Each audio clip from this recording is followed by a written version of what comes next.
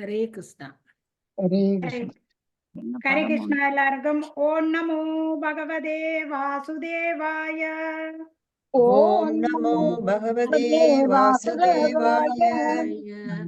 ஓம் நமோ பகவதே வாசுதேவாய. ஓம் நமோ பகவதே வாசுதேவாய. ஓம் நமோ பகவதே வாசுதேவாய. ஓம் நமோ பகவதே வாசுதேவாய. ஹரே கிருஷ்ணா. எல்லா பக்தர்களுக்கும் ஹரே கிருஷ்ணா. ஜெய், ஸ்ரீல பிரபுபாதருக்கு ஜெய், ஸ்ரீமத் பகவத்கீதாக்கு ஜெய். ஹாப்பி ஏகாதசி எல்லாருக்கும் நன்றி தெரிவித்துக் மாதாஜி அந்த பேஜ ஹரே கொஞ்சம் போல். சொல்லுங்க மாதாஜி, எத்தனாவது பேஜ்னு? இதுல 2வது அத்தியாயத்துக்கு போய் 45வது பதம் அடங்கோ இந்த 137வது பக்கத்துல இருக்குது. கீதையின் உட்பொருள் சுருக்கம். கீதையின் உட்பொருள் 137வது பக்கம். ரெக்கார்ட் பண்ணி கொண்டிருக்கேன். கீதையின் உட்பொருள் சுருக்கம் 45வது ஸ்லோகம். மொழிபெயர்ப்பு ஸ்ரீல பிரபுபாதர். ஹரே கிருஷ்ணா. அம்மா வாங்கோ. திரகுணா விசாய வேதா நிஸ்தரை குணாயோ பாவாருச்சுனா நிர்த்த வந்தவோ நித்திய சத்வா சதோ நிர்யோகோ சேம ஆத்மாவான். ஹரே கிருஷ்ணா. வேதங்கள் பதம் 45. வேதங்கள் பொதுவாக பௌதிக இயற்கையின் முற்குணங்களை பற்றியவை. அர்ச்சுனா, இம்மூன்று குணங்களுக்கும் அப்பாற்பட்டவனாக ஆவாயாக. எல்லா இன்மைகளிலிருந்தும் விடுபட்டு பொருட்களை அடைதல், பாதுகாத்தல் ஆகிய கவலைகளிலிருந்தும் விடுபட்டு தன்னிலை வருவாயாக. பொருளை பௌதிக செயல்கள் அனைத்தும் 3 இயற்கை குணங்களின் செயல்களையும் வினைகளையும் கொண்டவை. பலங்களை எதிர்பார்த்து செய்யப்படும் அச்செயல்கள் தட உலகில் கந்தத்தை உண்டாக்கக்கூடியவை. புலன் நுகர்ச்சி தளத்திலிருந்து தெய்வீக தளத்துக்கு பொதுமக்களை படிப்படியாக உயர்த்துவதற்காகவே வேதங்களின் பலன் நோக்கு செயல்கள் விவரிக்கப்பட்டுள்ளன. பகவான் கிருஷ்ணரின் நண்பனின் சீடருமான அர்ஜுனன் அதாவது பிரமனை பற்றிய கேள்விகள் என்று தொடங்கும். வேதாந்த தத்துவத்தின் உள்ள நிலைக்கு உயருமாறு அறிவுறுத்தப்படுகின்றான். ஜடகுல உள்ள எல்லா ஜீவன்களும் வாழ்க்கை போராட்டத்தில் மிகவும் கஷ்டப்பட்டு கொண்டிருக்கின்றனர். இவ்வுலகை படைத்த பின் எவ்வாறு வாழ்வில் எவ்வாறு ஜட சிக்கலில் இருந்து விடுபடுவது என்று உபதேசிக்கும் வேத ஞானத்தை அவர்களுக்காக அளித்தார். கடவுள் கர்மகாண்டம் எனப்படும் புலன்நுகர்ச்சி செயல்களை பற்றி அத்தியாயம் முடிந்தபின் உபனிஷதங்களின் வடிவில் ஆன்மீகத்தை உணர்த்துவதற்காக வாய்ப்பு வழங்கப்படுகின்றது. 5வது வேதம் என்னும் மகாபாரதத்தின் ஒரு பகுதியாக பகவத்கீதை இருப்பதைப் போலவே உபனிஷத்துக்கள் பல்வேறு வேதங்களின் பகுதிகளாகும். உபனிஷத்துக்களே தெய்வீக வாழ்வின் தொடக்கமாகும். இவ்வுடல் இருக்கும் வரை பௌதிக குணங்களின் செயல்களும் புலன்களும் இருக்கும். இன்ப துன்பங்கள், வெப்பம், குளிர் போன்ற இரட்டை தன்மைகளை சகித்துக் கொள்ள ஒருவன் பயில வேண்டும். இது போன்ற இரட்டை தன்மைகளை சகித்துக் கொள்வதால் லாப நஷ்டத்துக்கான கவலையிலிருந்து விடுதலை பெறுகின்றான். கிருஷ்ணரின் எண்ணத்தை முழுமையாக சார்ந்து முழு கிருஷ்ண உணர்வில் இருக்கும் போது இந்த தெய்வீக நிலை கிட்டுகின்றது. ஹரே கிருஷ்ணா. ஹரே கிருஷ்ணா. இப்ப பாருங்க. ஹரே கிருஷ்ணா. ஹரே கிருஷ்ணா. ஹரே கிருஷ்ணா. பாருங்க, வேதங்கள் பொதுவாக பௌதிக இயற்கையின் முக்குணங்களை பற்றியவை. எது பௌதிக இயற்கையின் முக்குணங்கள் என்ன? கமலா மாதாஜி. சாத்விகம், ரஜோ, தமோ, சாத்விகம். 3 குணங்கள். நன்றி அரிச்சுனா. இம்மூன்று குணங்களுக்கும் அப்பால் பட்டவன் ஆவாயாக. இப்ப பாருங்க, சத்வன், ரஜ, தமஸ் இந்த 3 குணத்துக்கும் அப்பாற்பட்டவன் ஆவாயான்னு சொல்லப்படுது. ஏன்னா இந்த 3 குணங்களும் தான் இதுக்குள்ள இருக்கு. நாங்க இந்த பௌதிக இயற்கை முக்குணங்கள், இந்த 3 குணங்கள், இந்த பௌதிக இயற்கை 3 குணங்களையும் கடக்க சொல்லப்படுது. அப்ப எல்லா இருமைகளிலும் இருந்து விடுபட்டு, இருமைகள் என்றா என்ன? இன்பம், துன்பம், குளிர் வெப்பம் மாறி மாறி ஏதோ வந்து கொண்டே இருக்கும். பொருட்களை அடைதல் பாதுகாத்தல் ஆகிய கவலைகளிலும் இருந்து விடுபட்டு பாருங்க. பொருட்களை அடைய வேணும் என்ற ஏக்கம் அதுல இருந்து விடுபடு, அந்த பொருட்களை அடைஞ்சு அதை பாதுகாக்கணும் அந்த பயத்தில இருந்து விடுபடு, அந்த கவலையில இருந்து எல்லாத்தையும் விட்டா என்ன நடக்கும்? தண்ணிலே நிலவர முடியும். எங்களுக்கு எந்த பயமும் இருக்காது, எந்த கவலையும் இருக்காது. அதால எங்களுக்குள்ளேயே நாங்க சந்தோஷப்பட முடியும். அப்ப பௌதிக செயல்கள் அனைத்தும் 3 இயற்கை குணங்களின் செயல்களையும் வினைகளையும் கொண்டவை. இந்த பௌதீகமான செயல்கள் எல்லாம் இப்ப நாங்கள் அதுக்கெல்லாம் இருக்கிறோம். அந்த 3 செயல்களும் இந்த 3 இயற்கை குணங்களின் செயல்களையும் வினைகளையும் கொண்டவை. அப்ப பலன்களை எதிர்பார்த்து செயற்படும் அச்செயல்கள் ஜட உலகில் பந்தத்தை உண்டாக்க கூடியவை. நாங்கள் நேரம் எதை செய்தாலும் பலன் எதிர்பார்த்து தானே செய்து கொண்டிருக்கிறோம். என்ன எங்களுக்கு கிடைக்கும் என்ற நோக்கத்திலே இருக்கும். அப்ப அதை என்ன செய்யும்? அது எங்களை இந்த பந்தத்துக்கு ஆளாக்கிடும். அப்ப புலனுணர்ச்சி தளத்திற்கு இருந்து தெய்வீக தளத்துக்கு பொதுமக்களை படிப்படியாக உயர்த்துவதற்காகவே வேதங்கள் பலநோக்கு செயல்களில் விவரிக்கப்பட்டுள்ளன. அப்ப இந்த புலன்களை திருப்திப்படுத்துறதுல இருந்து நாங்கள் அதில இருந்து விடுபட்டு தெய்வீகமான ஆன்மீக தளத்துக்கு உயர்த்துறதுக்கு தான் வேதங்கள் எங்களுக்கு அறிவுரையை கொடுத்து கொண்டிருக்கு. அந்த அறிவுரையை நாங்க பின்பற்ற வேணும். அப்ப பகவான் கிருஷ்ணரின் நண்பனும் சீடனுமான அர்ஜுனன் பிரம்ம ஜிக்னாசா, அதாவது பிரம்மனை பற்றிய கேள்விகள் என்று தொடங்கும் வேதாந்த தத்துவத்தின் உன்னத நிலைக்கு உயருமாறு அறிவுறுத்தப்படுகின்றான். பகவானால பிரம்மனை அறிகிறத பற்றிய உன்னத நிலைக்கு நீ உயர வேணும் என்று அர்ஜுனனுக்கு பகவான் சொல்றாங்க. அப்ப ஜட உலகில் எல்லா ஜீவன்களும் வாழ்க்கை போராட்டத்தில் மிக கஷ்டப்பட்டு கொண்டிருக்கின்றனர். யாருக்கு கஷ்டப்படாத ஆக்கள் இருக்கிறீங்களா?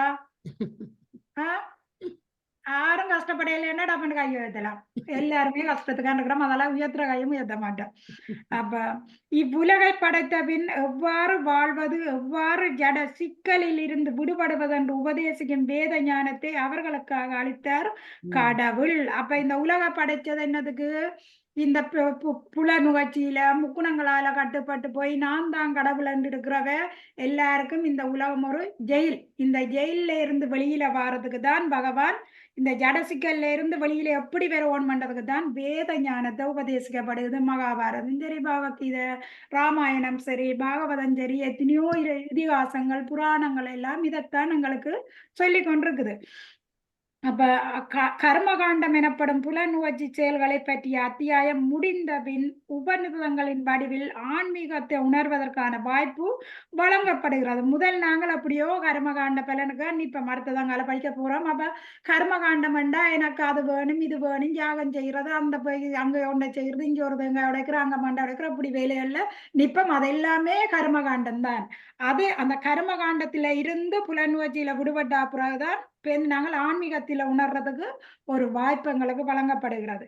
அப்ப 5வது வேதம் என்னும் மகாபாரதத்தின் ஒரு பகுதியாக பகவத்கீதை இருப்பதை போல மகாபாரதம் வந்து 5வது வேதம். அந்த 5வது வேதத்துக்குள்ளே ஒரு பகுதி தான் பகவத்கீதை. அப்ப உபநிடதங்கள் பல்வேறு வேதங்களின் பகுதிகளாகும். உபநிடதங்களே தெய்வீக வாழ்வின் தொடக்கமும் ஆகும். அப்ப இவ்வுடல் இருக்கும் வரை பௌதிக குணங்களின் செயல்களும் விளைவுகளும் இருக்கும். இந்த பௌதிக உடலை வச்சிருக்கும் மட்டும் பௌதிக குணம் 3 குணம் இருக்கும். அதுக்கேற்ற செயல்களும் எங்களுக்கு இருக்கும். அப்ப இன்ப துன்பங்கள், வெப்பம், குளிர் போன்ற இரட்டைத்தன்மைகளை சகித்து கொள்ள ஒருவன் பயில வேண்டும். நாங்க இந்த உடல் எடுத்துட்டோம், இந்த பௌதிக உடலை எடுத்துட்டோம். அப்ப இரட்டிப்பு நிலைகளை நாங்கள் பொறுத்து கொள்ள கற்றுக்கொள்ள வேணும். சந்தோஷம் வருது நிலைக்கிறே இல்ல, துன்பம் வருது நிலைக்கிறே இல்ல, வெயில் அடிக்குது அது நிக்காது, இப்ப இந்த குளிர் வருது அது நிக்காது, மாறி மாறி ஏதோ ஒன்று வந்து போய்கொண்டே இருக்கும். அதால நாங்கள் பொறுத்து கொண்டுதான் ஆக வேணுமே. இந்த உடலை எடுத்து இங்க நாங்க வந்துட்டோம், இதை விட்டுட்டு போயிடுமா? இப்ப ஸ்ரீலங்கால இந்தியால இவ்வளவு வெயில் அடிக்குது, இந்த வெயில் அடிக்குது, என்னால தாங்க முடியலையான்னு இந்த உடலை விட முடியுமா? சாய்ச்சு கொண்டு இருக்க வேண்டியதான். அப்ப இது போன்ற இரட்டைத்தன்மைகளை சகித்துக் கொள்வதால் லாப நஷ்டத்துக்கான கவலையில் இருந்து விடுதலை பெறுகின்றான். கிருஷ்ணரின் நல்லெண்ணத்தை முழுமையாக சார்ந்து முழு கிருஷ்ண உணர்வில் இருக்கும் போது இந்த தெய்வீக நிலை கிட்டுகிறது. முழு கிருஷ்ண உணர்வுக்கு வரைக்குதான் எங்களால எல்லாத்தையும் பொறுத்து கொள்ளக்கூடிய ஒரு தெய்வீக நிலை கிட்டும். இல்லையண்டா எங்களால பொறுத்து கொள்ள முடியாது. ஓகே, 46 பிள்ளையம்மா அவருக்கு 47 பிள்ளையம்மா வாசிக்கிறீங்களா? அட்மிட் பண்ணணும். ஓகே. நிர்மலா மாதாஜி புள்ளியம்மா வாரீங்களா? ஹரே கிருஷ்ணா புள்ளியம்மா. எனக்கு விட்டுடன் மாதாஜி பேச்சு சொல்லுங்க என்னட்டு. ஓகே. என்ன மஞ்சு மாதாஜி இது வாசிங்க. நீங்க போன நீங்கள் பேச்சு வந்து ஹரே கிருஷ்ணா. ஸ்லோகம் 46. யாவான் அர்த்த உதபானே சர்வத சம்ப்ளுதோக்தே தாவான் சர்வேஷு வேதேஷு பிராமணஸ்ய விஜானத. சிறு கிணற்றால் பூர்த்தி செய்யப்படும் தேவைகள் அனைத்தும் பெரும் நீர்த்தேக்கத்தாலே உடனே பூர்த்தி செய்யப்படும். அதுபோலவே வேதங்களில் நோக்கங்கள் எல்லாம் அவற்றிற்கு பின்னால் உள்ள நோக்கங்களை அறிந்தவனால் அடையப்பெறும். பொருளுரை. வேத இலக்கியங்களின் கர்மகாண்ட பகுதிகளில் குறிப்பிடப்பட்டுள்ள சடங்குகளும் யாகங்களும் தன்னுணர்வை படிப்படியாக அடைவதற்கு ஊக்குவிக்கின்றன. தன்னுணர்வின் நோக்கம் பகவத்கீதையில் 15ஆம் அத்தியாயத்தில் மிக தெளிவாக கூறப்பட்டுள்ளது. வேதங்களை பயில்வதன் நோக்கம் அனைத்திற்கும் மூல காரணமான பகவான் கிருஷ்ணரை அறிவதுதான். எனவே தன்னுணர்வு என்றால் கிருஷ்ணரையும் அவருடனான உறவையும் புரிந்து கொள்வதாகும். கிருஷ்ணருக்கும் உயிர்வாளிகளுக்கும் இடையிலுள்ள உறவு பகவத்கீதையின் 15ஆம் அத்தியாயத்தில் குறிப்பிடப்பட்டுள்ளது. உயிர்வாளிகள் கிருஷ்ணருடைய அம்சங்கள். எனவே கிருஷ்ண உணர்வை புதுப்பித்துக் கொள்வதே வேத ஞானத்தில் அவர்கள் அடையும் மிக உயர்ந்த பக்குவ நிலையாகும். இது பின்வருமாறு ஸ்ரீமத் பாகவதத்தில் உறுதி செய்யப்பட்டுள்ளது. அஹபத ஸ்வபசோதோ கிரியான் யஜ்ஞியக்வாக்ரே வர்த்ததே நாம துப்யம் தேபுஸ்தபஸ் தேஜசுபு சஸ்னுர் ஆர்யா பிரஹர்மானூர்சுர் நாம கிருஷ்ணந்தி ஏதே. எம்பெருமானே, நாயுண்ணும் சண்டாளனை போன்ற இழிவான குலத்தில் பிறந்திருப்பினும் உமது நாமத்தை சொல்பவன் தன் உணர்வின் மிக உயர்ந்த நிலையில் இருக்கின்றான். அத்தகையவன் ஏற்கனவே எல்லா புனித தலங்களில் நீராடி எல்லா வேத இலக்கியங்களையும் பன்முறை கற்று வேத சடங்குகளின்படி எல்லாவித யாகங்களையும் தவங்களையும் செய்து முடித்தவனாகவே இருக்க வேண்டும். அத்தகையோன் ஆரிய பரம்பரையில் மிகச் சிறந்தவனாக கருதப்படுகின்றான். எனவே சடங்குகளில் மட்டும் பற்றுதல் கொள்ளாமல் வேதங்களின் குறிக்கோளை புரிந்து கொள்ளும் அளவிற்கு ஒருவன் புத்திசாலியாக இருக்க வேண்டும். மேலும் ஸ்வர்கலோகங்களுக்கு ஏற்றம் பெற்று புகழுணர்ச்சியை அதிக அளவில் அடைவதற்கு விருப்பக்கூடாது. இந்த யுகத்தின் சாதாரண மனிதன் வேத சடங்குகளின் சட்ட திட்டங்களை பின்பற்றுவதோ வேதாந்தம் மற்றும் உபனிஷதங்களை முழுமையாக படிப்பதோ இயலாத காரியமாகும். வேத நோக்கங்களை செயலாற்ற மிகுந்த காலமும் சக்தியும் ஞானமும் செல்வமும் தேவை.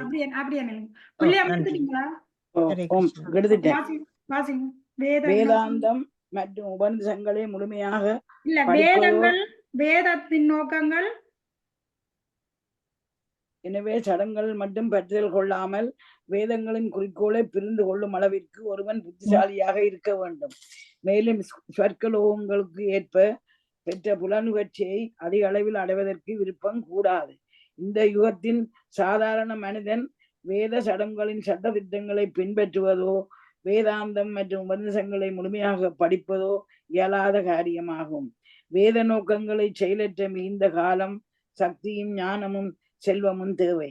இந்த யுகத்தில் இது மிக மிக கடினம். ஆயினும் வீழ்ச்சியடைந்த ஆன்மாக்கள் அனைவரையும் விடுவிக்க வந்த பகவான் சைத்தன்யரால் சிபாரிசு செய்யப்பட்டபடி கடவுளின் புனித நாமங்களை கீர்த்தனம் செய்வதன் மூலம் இந்த வேத பண்பாட்டின் மிகச்சிறந்த யோக்கம் பூர்த்தி அடைகிறது. வேதாந்த தத்துவங்களை பயிலாமல் மந்தமதி கொண்டு உணர்ச்சி வசப்பயிலும் கூட்டத்தினரை போல் ஏன் பகவானின் புனித நாமங்களை மட்டும் பாடுகிறீர்கள் என்று பகவான் சைத்தன்யரை பிரகாசனார்த்தி சரஸ்வதியின் மாபெரும் வேத பண்டிதர் வினவிய போது, நான் ஒரு மாபெரும் முட்டாள் என்பதை கண்டறிந்த எனது ஆன்மீக குரு வெறுமனே பகவான் கிருஷ்ணரின் புனித நாமத்தை கீர்த்தனம் செய்ய சொல்லியுள்ளார் என்று பதில் உரைத்தார். பகவான் சைத்தன்யர் அவ்வாறே செய்த அவர் பித்தனை போன்று பரவசத்தில் மூழ்கிவிட்டார். இந்த கலியுகத்தில் பெரும்பாலான மக்கள் முட்டாள்களாக இருப்பதால் வேதாந்த தத்துவங்களை புரிந்து கொள்ளும் அளவிற்கு கல்வி அறிவு அவளிடம் இல்லை. குற்றமின்றி புனித நாமங்களை கீர்த்தனம் செய்வதால் வேதாந்த தத்துவங்களின் சிறந்த நோக்கம் பூர்த்தியடைகிறது. வேதயானத்தின் இறுதி சொல் வேதாந்தமாகும். வேதாந்த தத்துவத்தை இயற்றியவரும் அதனை அறிபவரும் பகவான் கிருஷ்ணரே. மேலும் பகவானின் புனித நாமத்தை உச்சரிப்பதால் பேரின்பமடையும் மகாத்மாவே மிக உயர்ந்த வேதாந்தி ஆவர். இதுவே எல்லா வேத இரகசியங்களின் இறுதி நோக்கமாகும். ஹரே கிருஷ்ணா. ஹரே கிருஷ்ணா. பாருங்க 46வது இது வேதத்தை புரிஞ்சு கொள்ளணும். அதுதான் இதுல கொடுப்படுது. என்னன்னா, சிறு கிணற்றில் பூர்த்தி செய்யப்படும் தேவைகள் அனைத்தும் பெரும் தீர்க்கத்தால் உடனே பூர்த்தி செய்யப்படுகிறது. பாருங்க, ஒரு சிறு கிணற்றுல இருந்து நாங்க எடுக்கிற தண்ணி அதை பூர்த்தி அடைகிற மாதிரி பெருநீர்த்தகத்துல எடுத்தோம்னா அது உடனே எல்லாமே எங்களுக்கு செயல்படும். அப்ப அது போலவே வேதங்களின் நோக்கங்கள் எல்லாம் அவற்றுக்கு பின்னால் உள்ள நோக்கங்களை அறிவதனால் அடையப்படுகிறது. வேதத்தை புரிஞ்சிட்டோம் என்று சொன்னா எந்த குழப்பமும் இருக்காது. அந்த வேதத்தை தொகுத்தவரும் தான் வேதத்தை அறிந்தவனும் தான் என்று பகவான் சொல்லுவார். வேத இலக்கியங்களில் கர்மகாண்ட பகுதிகளில் குறிப்பிடப்பட்டுள்ள சடங்குகளும் யாகங்களும் தன்னுணர்வை படிப்படியாக அடைவதற்கு ஊக்குவிக்கின்றன. இதுதான் கர்மகாண்ட பகுதி. கர்மகாண்ட பகுதிக்கு சடங்குகள் யாகங்கள் இதுகளை செய்துதான் நாங்க தன்னுணர்வு பாதைக்கு ஊக்குவிக்கிறது. அப்ப தன்னுணர்வின் நோக்கம் பகவத்கீதையின் 15ஆம் அத்தியாயத்தில் மிகவும் தெளிவாக கூறப்பட்டுள்ளது. பகவத்கீதையில 15வது அத்தியாயத்துக்கு பிறகு இந்த வேதங்கள் எங்கட தன்னுணர்வு என்னன்றதை அது வடிவாக விவரமாக அங்க கொடுத்திருக்குது. பாருங்க, வேதங்களை பயிலுவதன் நோக்கம் அனைத்திற்கும் மூல காரணமான பகவான் கிருஷ்ணரை அறிவதுதான். வேதங்களை பயில்றதின் நோக்கம் அந்த மூல காரணம் யாரென்று அறிகிறதுக்கு தான் அந்த வேதம். எனவே தன்னுணர்வு என்றால் கிருஷ்ணரையும் அவருடனான உறவையும் புரிந்து கொள்வதாகும். இப்ப தன்னுணர்வு என்றால் என்ன? கிருஷ்ணரையும் எங்களையும் புரிந்து கொள்றதுதான் தன்னுணர்வு. அப்ப கிருஷ்ணருக்கும் உயிர்வாளிக்கும் இடையில் உள்ள உறவு பகவத்கீதையில் 15ஆம் அத்தியாயத்துல 15களில் குறிப்பிடப்பட்டுள்ளது. அப்ப உயிர்வாளிகள் கிருஷ்ணருடைய அம்சங்கள். எனவே கிருஷ்ண உணர்வை புதுப்பித்துக் கொள்வதே வேத ஞானத்தில் அவர்கள் அடையும் மிக உயர்ந்த பக்குவ நிலையாகும். ஏதோ வழியில மறந்து போய் விழுந்து போய் இந்த பௌதிக குணங்களால கட்டுப்பட்டு போயிருக்கிறோம். அந்த வேதத்தின் மூலம் தன்னுணர்வு மூலம் பகவானை பற்றி அறிஞ்சு நாங்கள் இதில இருந்து விடுபட வேணும். அப்ப இது பின்வருமாறு ஸ்ரீமத் பாகவத்திலும் உறுதி செய்யப்பட்டுள்ளது. எம்பெருமானே, நாயுண்ணும் சண்டாளனை போன்ற இழிவான குலத்தில் பிறந்திருப்பினும் உமது நாமத்தை சொல்பவன் தன்னுணர்வின் மிக உயர்ந்த நிலையில் இருக்கிறான். எல்லாரும் ஹரே கிருஷ்ணா மகாமந்திரம் சொல்லுங்கப்பா. ஹரே கிருஷ்ணா ஹரே கிருஷ்ணா ஹரே கிருஷ்ணா கிருஷ்ணா கிருஷ்ணா ஹரே ஹரே ஹரே ராம ஹரே ராம ராம ராம ஹரே ஹரே. இது எங்க கேட்கணும்? விண்ணுக்கு, பகவானுக்கு. எந்த இடம்? கோலோக பிருந்தாவன். ஓகே, அங்க இது என்ன? இது நாங்க இப்ப சொல்ற நம்பர் என்ன? பகவானுக்கு டெலிபோன் அடிக்கிறேன். டெலிபோன் நம்பர், மொபைல் நம்பர் இது. திருப்பி சொல்லுங்க எல்லாரும் இந்த நம்பரை. ஹரே ஹரே கிருஷ்ணா ஹரே கிருஷ்ணா கிருஷ்ணா கிருஷ்ணா ஹரே ஹரே ஹரே ராம ஹரே ஹரே. நன்றி. இந்த நம்பர் அங்க பகவானை கேட்கணும். கேட்காதசி ஒவ்வொருத்தரும் சொல்றதுக்கு உங்களுக்கு பலன் இருக்குது. அதெல்லாம் சொல்லுங்கன்னு எங்க உங்களோட ஒற்றை கை கமலா மாதாஜி ஹரே கிருஷ்ணா ஹரே ஹரே கிருஷ்ணா கிருஷ்ணா கிருஷ்ணா கிருஷ்ணா ஹரே ஹரே ஹரே ராம ஹரே ராம ராம ராம ஹரே ஹரே. இந்த நம்பரை மறக்காமல் கடைசி மட்டும் இந்த நம்பர் ஞாபகத்தில் இருக்கணும். பகவானுக்கு அடிச்சு கொண்டே இருக்கணும். பகவானும் அழகாமல் இந்த போனி எடுத்து எண்பத்தாண்டு அவரும் கேட்டுக்கொண்டே இருப்பேன். தூக்கிற மாதிரி தூக்கணும். தூக்கணும். அதான் பாருங்க, அத்தகையவன் ஏற்கனவே எல்லா புனித தலங்களில் நீராடி, பாருங்க இந்த நாமத்தை சொன்னவன் ஏற்கனவே எல்லாம் இதிலும் நீராடி எல்லா வேத இலக்கியங்களையும் பன்முறை கற்று எங்க நீராடி? புனித தலங்கள்ல நீராடி எல்லா பன்முறைகளையும் கற்று வேத இலக்கியங்களையும் கற்று வேத சடங்குகளின்படி எல்லாவித யாகங்களையும் தவங்களையும் செய்து முடித்தவனாகவே இருக்க வேண்டும்.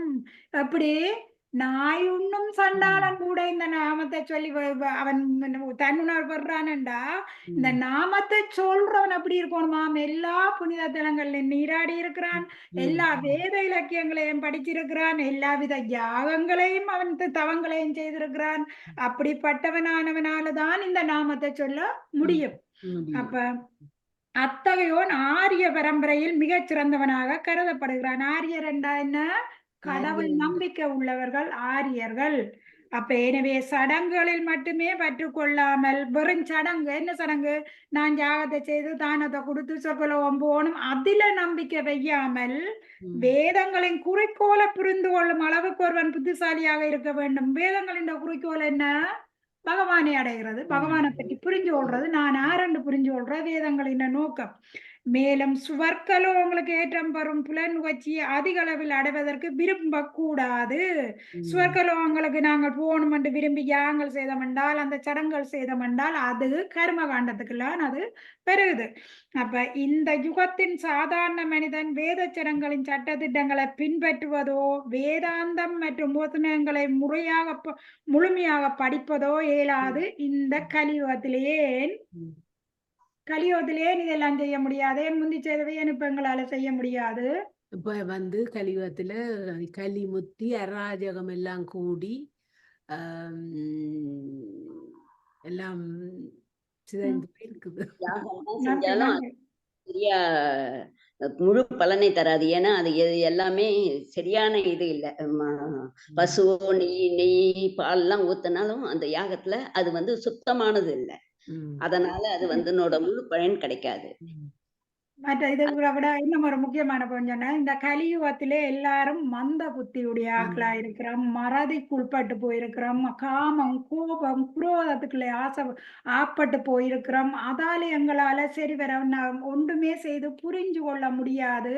அப்ப இந்த யாகங்கள் தாங்களை செய்து சொற்கலவதும் போய் நான் திரும்பித்தானே இங்க வர போறோம். அது கூட தேவர்கள் கூட எங்களை ஏற்க மாட்டேன்னா, தேவர்கள் கூட இங்க கால் வைக்க மாட்டேன். அவ்வளவு தூரத்துக்கு இந்த கலியுகம் முழிஞ்சு போயிருக்குது. அப்ப அதால இந்த நாமத்தின் மூலம்தான் பகவானை அடைய முடியும். அப்ப வேத நோக்கங்களை செயலற்று மிகுந்த காலமும் சத்தியும் ஞானமும் செல்வமும் தேவை. அப்ப வேத நோக்கங்களை நாங்க செயலாற்றுறா அப்படி இருக்கோம், தியாகம் செய்யறது தவம் செய்யறோம், இதுக்கு எல்லாம் எங்கட ஆயுள் காணுமா? அற்ப ஆயுளோட இருக்கிறோம், எங்களுக்கு ஒண்ணுமே செய்ய முடியாது. அப்ப இந்த யுகத்தில் இது மிகவும் கடினம். ஆயினும் வீழ்ச்சி அடைந்த ஆத்மாக்கள் அனைவரையும் விடுவிக்க வந்த பகவான் சைத்தன்யரால் செய்யப்பட்டபடி கடவுளின் புனித நாமங்களையும் கீர்த்தனம் செய்வதன் மூலம் வேத பண்பாட்டின் மிகச்சிறந்த நோக்கம் பூர்த்தி அடைகிறது. அங்க தியாகம் செய்யற தவம் இருக்கிறது, தானம் கொடுக்குற எல்லா பலனுமே இந்த நாமத்துக்கு பூர்த்தியாகுது. இந்த கலியுகத்துல சைத்தன்ய மகாபிரபு கொடுத்திருக்கிறார். அந்த சைத்தன்ய மகாபிரபுவர் சாத்தார் பகவான் கிருஷ்ணர், ராதையும் கிருஷ்ணரும் சேர்ந்து சன்னியாசையில ஒரு பக்தனாக பகவான் வந்திருக்கிறாரே. யாரையுமே கொல்ல முடியாது. முந்தைய ஆசுரரை கொள்ளலாம் கொண்டு தேவர்களை காப்பாற்றின. இப்ப எல்லாருக்குமே ஆசுரர் இருக்கு, யாரை கொல்ல முடியும்? யாரையுமே கொல்ல முடியாது. அப்ப இந்த நாமத்தின் மூலம்தான் தூய்மை அடைய முடியும். அப்ப என்ன வேதங்கள் தத்துவங்கள் பயில்வதில் மந்த மதியுடைய கொண்டு உணர்ச்சி வசப்படும் கூட்டத்தினரை போல் என் பகவான் புனித நாமங்களை மட்டும் பாடுகிறீர். ஒரு முறை காசியில பிரகானந்த சரஸ்வதி இவர் ஒரு மாயாவாத சன்னியாசி, இவர் ஒரு பண்டிதர், மாயாவாத பண்டிதர். அப்ப சைத்தன்ய மகாபிரபு இந்த மகாமந்திரத்தை பாடிக்கொண்டு அவர் டான்ஸுகள் ஆடிக்கொண்டு காசியில அவரை செய்ய இவர் போய் கேட்கிறார், ஏன் நீர் உணர்ச்சி வசிப்பட்டு பாடிக்கொண்டிருக்கிறீர், உமக்கு என்ன பித்தனா? அது கேவல பெரிய கதையா இருக்கு சைத்தன்யா சரிதாமிரதத்துல. அப்ப என்று பகவான் சைத்தன்யரை பிரகானந்த சரஸ்வதி என்னும் மாபெரும் வேத பண்டிதர் வினாவிய போது, நான் இதுக்கு பகவான் சைத்தன்யர் என்ன சொல்றார் பாருங்க, என்ன சொல்றேன்டா, நான் ஒரு மாபெரும் முட்டாள் என்பதை கண்டறிந்த எனது ஆன்மீக குரு வெறுமெனமையே பகவான் கிருஷ்ணரின் புனித நாமத்தை கீர்த்தனம் செய்ய சொல்லியுள்ளார். அப்படி சைத்தன்ய மகாபிரபு பதில் கொடுத்தார். நான் ஒரு முட்டாள் என்று என்ற குரு கண்டறிஞ்சிட்டார். இரண்டாம் தியாகங்கள் தவங்கங்கள் அதுகளை எல்லாம் செய்து வேதங்களை படிச்சோ நீ பகவானை அடைய முடியாது. பாருங்க சைத்தன்யம் அப்புறம் மற்றபடியா முட்டாளு பேர் பிரகானந்த சரஸ்வதி முட்டாள். ஆனா பகவான் என்ன சொல்றார் சைத்தன்யர், நான் ஒரு முட்டாள் அண்ட என்ற குரு அறிஞ்சு வெறுமனமே இந்த நாமத்தை சொல்லிட்டாரு சைத்தன்ய மகாபிரபு பதில் கொடுக்குறார் என்று பதில் விடத்தார் பகவான் சைத்தன்யர். அவ்வாறே செய்தார். அவர் பித்தனை போன்று பரவசத்தில் மூழ்கி விட்டார். இந்த கலியுகத்தில் பெரும்பாலான மக்கள் முட்டாளாக இருப்பதால் வேதாந்த தத்துவங்களை புரிந்து கொள்ளும் அளவிற்கு கல்வி அறிவு அவர்களிடம் இல்லை. இதை தெரிஞ்சுதான் சைத்தன்ய மகாபிரபு இந்த பதில கொடுக்குறார். யார் முட்டாள்? பிரகானந்த சரஸ்வதி முட்டாள், மாயாவாத சன்னியாசி. அப்ப இவர் என்ன சொல்றாரு? எப்படி சொல்றாரு? அவர் நேரடியா சொல்லாம தன்னை நான் ஒரு முட்டாளண்ட இந்த குரு அறிஞர் அதால நாமத்தை சொல்லன்னு சொன்னார். ஏன் இந்த கலியுகத்திலே யாராலுமே வேதங்களை படிச்சு புரிஞ்சு கொள்ள முடியாது. அதுக்காகத்தான் இந்த பதில். அப்ப குற்றமின்றி புனித நாமங்களை கீர்த்தனம் செய்வதால் வேத தத்துவங்களின் சிறந்த நோக்கம் பூர்த்தி அடைகிறது. நாம அபராதம் செய்யாம நாங்கள் அதன் நம்பிக்கையோடு அந்த நாமத்தை சொன்னோம்டா வேதத்தின் இது எல்லாமே அந்த நாமத்துக்கு பூர்த்தி ஆகிறது. அதால உங்களை எல்லாரையும் கரீஷ்ணா சொல்லுங்கோ சொல்லுங்கோ சொல்லுங்கோன்னு கேட்கறதுக்கு என்ன காரணம்? இதுக்குத்தான் காரணம் கேட்டுக்கொண்டிருக்கிறேன். அப்ப வேத ஞானத்தின் இறுதி சொல் வேதாந்தமாகும். வேதாந்த தத்துவத்தை இயற்றியவரும் அதனை அறிபவரும் பகவான் கிருஷ்ணரே. மேலும் பகவானின் புனித நாமத்தை உச்சரிப்பதால் பேரின்பம் கொள்ளும் மகாத்மாவாக மிக உயர்ந்த வேதாந்தி ஆவார்.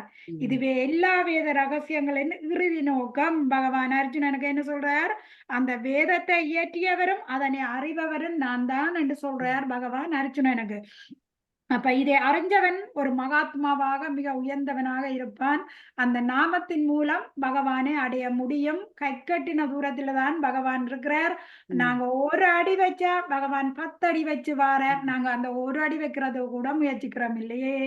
முக்குணங்களால கட்டுப்பட்டு கோபம், குரோதம், ஆசைகள், பேராசைகளால மூழ்கி போய் இருக்கிறதால எங்களால அதை புரிஞ்சு கொள்ள முடியுதில்லை. ஆனா அதை விட வழி வேறு எதுவுமே இல்லை இந்த கலியுகத்துல. 47 இன்பம் மாதாச்சு. இது முக்கியமானது. ஸ்லோகம் 47. கர்மண்யேவாதிகாரஸ்தே மா பலேஷு கதாச்சன மா கர்ம பலஹேதுர் பூர்மா தேசாங்கோ சத்த அகர்மணி.